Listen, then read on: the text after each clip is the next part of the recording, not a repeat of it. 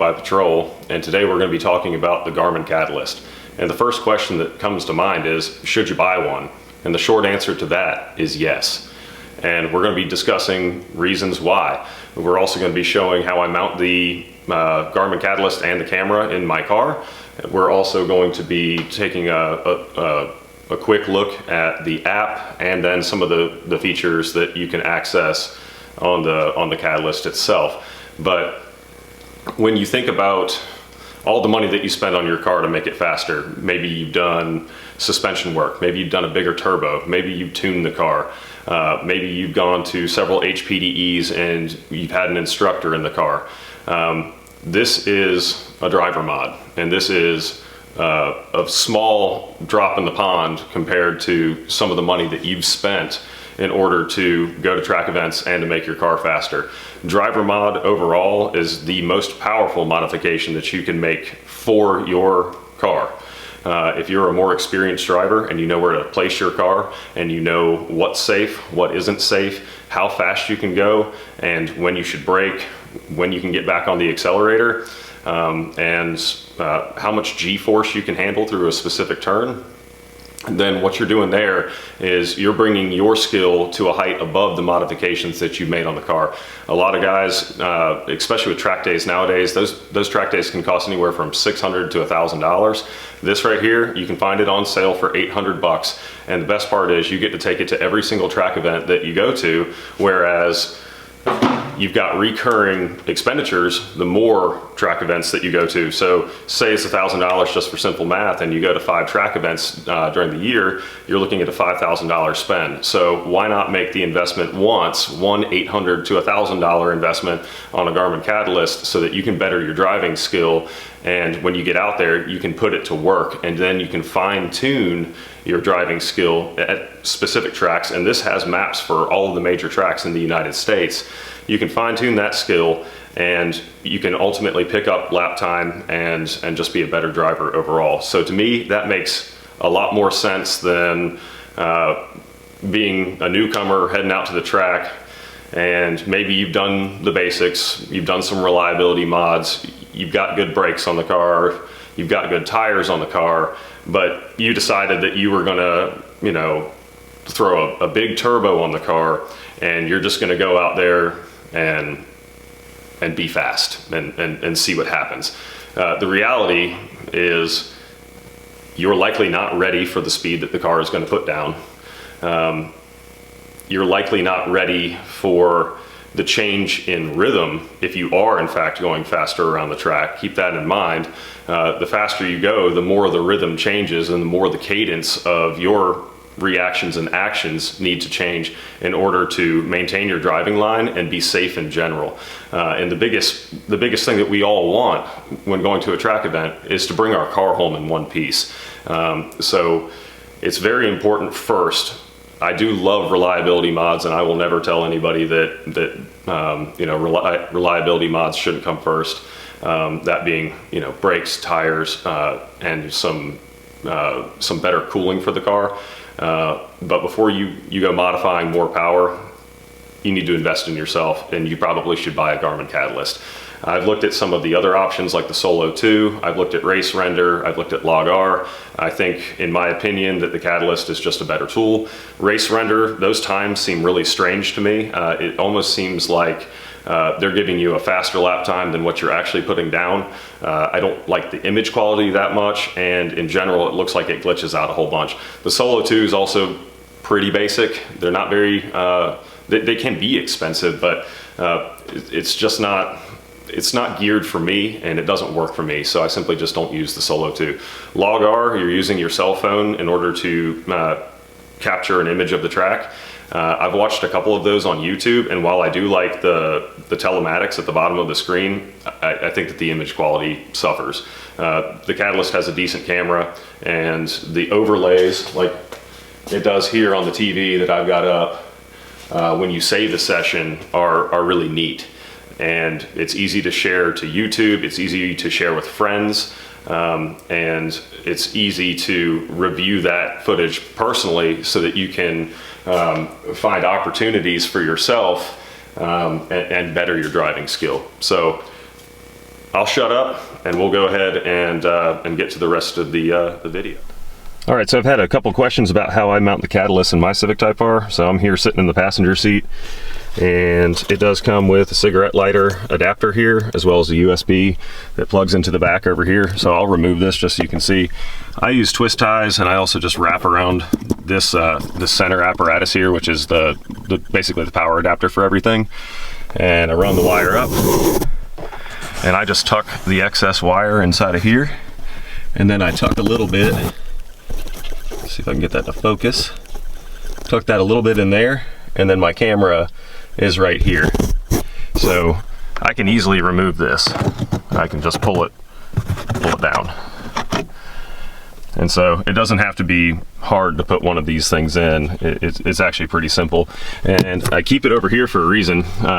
For one, it's not my field of view. You know, I'm gonna be looking out this way. It's not blocking my vision in any sense when I'm trying to look for an apex in a corner. And also, it's important really not to pay a whole lot of attention to this thing. You know, I'll glance at it if I'm in, like, if I'm running down one of the straights, for example. But if you're going through a turn, you really don't want to be staring at your Catalyst instead of the road. It's more important, obviously, to pay attention to what you're doing, and you're not going to get faster lap times by staring at the Catalyst. It's more for review after the fact. Now, if you have it plugged in, or if you have the audio up on it, you know, for headphones, sure, it can give you, you know, real-time track coaching while you're going around the track. So that's great.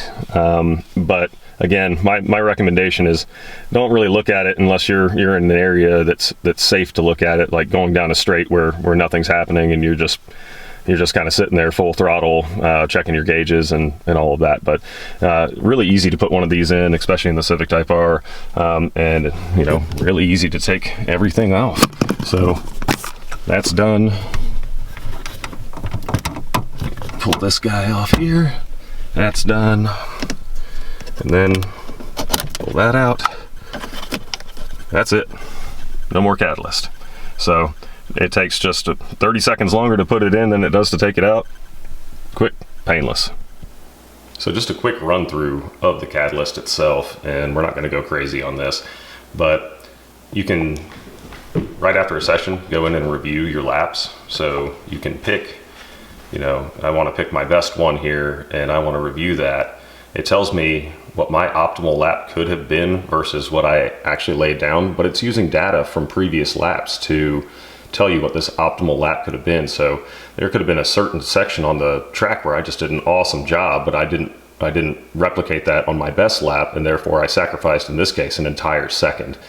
It also tells you what your track conditions are, and when you power it up, when you're actually at the track, it'll tell you wind direction, it'll tell you ambient temperature, it'll tell you if it's raining or not. So it does record that data, which is kind of nice, but it also highlights opportunities for you. So 1, 2, 3, the highlighted ones here, it's saying that I have opportunities in this section of the track that I need to address. So when I go out the next time, I know that there are some changes that I need to make here, but it gets deeper than that. You can actually go in, you can expand these, and it'll show you the racing line, and you can see the dots going down the racing line here. And so the purple is the optimal line versus the white being the line that you chose to follow. It also shows you optimal acceleration, deceleration, speed, and over a certain period of time. You can look at braking opportunities, you can look at apex opportunities, you can look at speed opportunities individually, and it's all on a color heat map, which is really neat. So you can really spend some time checking this out. But what I like to do as well is look at that optimal lap. So you can see not all of these were great laps. You run into traffic, especially at HPDE, all the time. So if I want to click on my optimal, I can actually watch a video of that, which is pretty neat. And it'll take me through the different segments, and I can fast forward through those, and it'll show me my speed. It shows the stopwatch, and you see how it just changed there? It means that there was a difference between 2 laps that it's stitching together, saying, hey, you're doing a better job if you did it like this this is going to get you more speed. But this tool is also a track coach. It can talk to you, it can accept headphones, and you can wear those headphones under your helmet, and it can tell you opportunities in real time, such as, you know, cornering speed. Are you braking too soon? Are you braking too late? So it's actually a really powerful track coach. And for us front wheel drive guys going out to the track, oftentimes the instructors are very rear wheel drive focused. It's actually kind of difficult to find a guy that's had some really good front wheel drive experience, and if he's still even driving a front wheel drive car. And I've only run into one instructor so far that was driving a Honda Civic, and that was his race setup, and he's very familiar with front wheel drive vehicles, and he was one of the most valuable instructors that I had. I've had other valuable instructors that were rear wheel drive focused, but the big difference between having somebody who's great with front wheel drive versus rear wheel drive is track position. So front wheel drive is going to be more stable in certain conditions than rear wheel drive, and vice versa in different sections of the track. And a front wheel drive based instructor that is familiar with the track is going to be able to give you those tips and tricks, help you unlock those secrets. And it's really advantageous for a front wheel drive driver to know where they can be faster or where they need to be more cautious versus, say, the rear wheel drive line. Track hazards also exist, especially at VIR. Turn 6, for example, can be really harsh on a rear wheel drive car, and that is in this section right here. A lot of guys will spin into the tire wall on the bridge straight because they're on full throttle and they jump the car. Basically, one tire comes off the ground, and when it lands, it causes the car to spin. With front wheel drive, that's not a problem. We don't run into that same issue. Even if it was to hop, we would be able to regain control and keep going straight. But at the end of the day, this isn't a human, but it is a great track coach.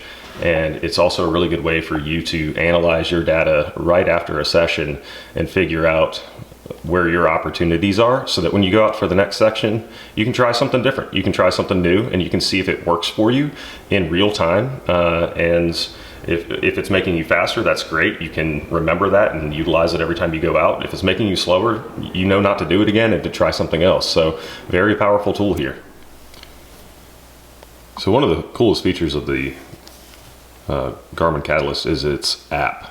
So what I like to use the app for is just data analysis when I'm, home from a track event, sometimes between laps. But the neatest thing here is if you have any friends that also have a Catalyst, they can add you as a friend.